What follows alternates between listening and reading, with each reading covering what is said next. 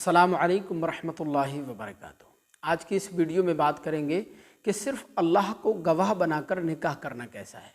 ये सवाल phone calls पर, व्हाट्सएप पर बहुत बार पूछा गया, लिहाजा मैं चाहता हूँ कि आज की इस वीडियो में इस सवाल का जवाब आपकी खिदमत में पेश कर दूँ।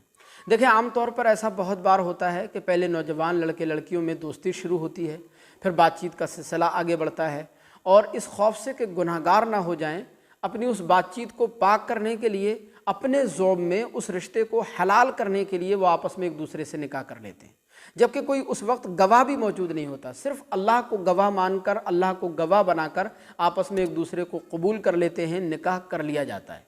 लिहाजा शरई तौर पर ऐसा निकाह दुरुस्त है या नहीं है, इसके बारे में हुक्म शरई क्या है। बिस्मिल्लाहिर्रहमानिर्रहीम। देखिए, इसके जवाब में मैं आपकी खिदमत में दो चीज़ें बयान कर रहा हूँ। ये दोनों चीज़ें अगर आपने समझ ली तो ये मसला आपको अच्छी तरह समझ आ जाएगा।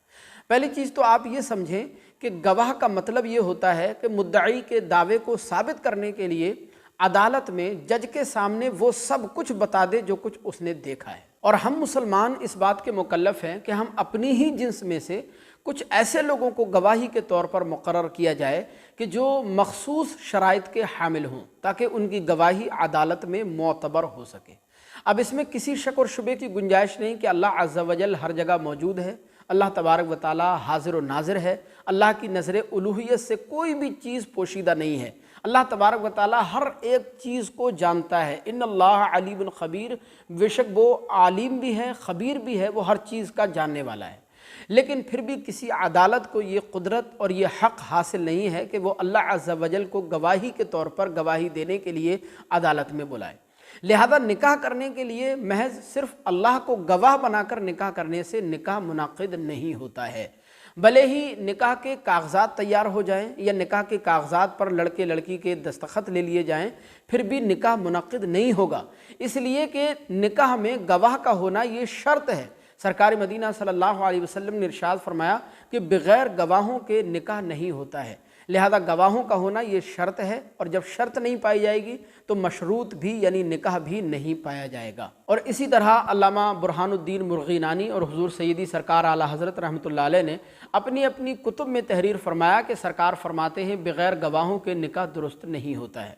लिहाजा निकाह के सही तौर पर मुनक़िद होने के लिए दो मर्द गवाहों का या एक मर्द और दो औरतों का होना गवाही के तौर पर ज़रूरी है, तभी निकाह सही तौर पर मुनक़िद होगा। और वो गवाह निकाह की मजलिस में मौजूद हों। ऐसा नहीं कि फ़ोन कॉल्स पर मौजूद हैं, लड़का लड़की कहीं किसी और लोकेशन पर हैं, गवाह किसी और लोकेशन पर हैं तो निकाह मुनक़िद हो जाए, ये तरीक़ा भी दुरुस्त नहीं है। बल्कि गवाह भी उसी मजलिस में मौजूद हों जिस मजलिस में निकाह किया जा रहा है। तो अगर इस तरह से जो है वो निकाह किया जाएगा तो शरई तौर पर निकाह मुनक़िद हो जाएगा। वरना बग़ैर गवाहों के सिर्फ अल्लाह को गवाह मानकर, अल्लाह को गवाह बनाकर आलम तन्हाई में निकाह करने से निकाह शरई तौर पर दुरुस्त नहीं होता है। और जब निकाह मुनक़िद नहीं होगा तो वो आपस में लड़का लड़की एक दूसरे के लिए अजनबी रहते हैं, एक दूसरे के लिए हराम रहते हैं। हाँ, अगर वो निकाह करना ही चाहते हैं तो बाकायदा दो गवाहों की मौजूदगी में एलानिया तौर पर शरई तकाज़ों के साथ वो निकाह करें तो निकाह उनका दुरुस्त हो जाएगा। मुझे उम्मीद है कि ये मसला आपको अच्छी तरह समझ आया होगा। आपसे गुजारिश है इस क्लिप को आगे लाजमी शेयर कीजिएगा। अस्सलामु अलैकुम रहमतुल्लाह।